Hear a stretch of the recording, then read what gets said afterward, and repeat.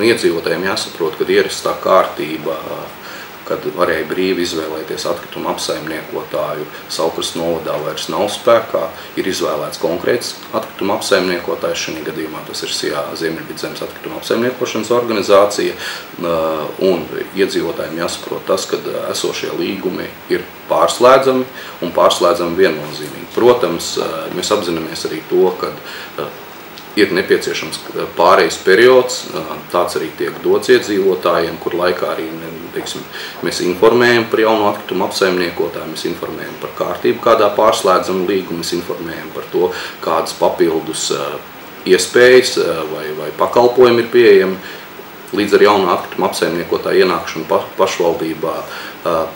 Bet runājot par sankcijām, pats atkrituma apsaimniekošanas likums paredz to, ka iedzīvotājiem kā atkritumu radītājiem ir jābūt noslēgtam līgumam ar atkritumu apsaimniekotāju par viņu radītos atkritumu savākšanu. Un šis pats likums paredz arī to, ka neslēdzot šādu līgumu iestājas administratīvā atbildība.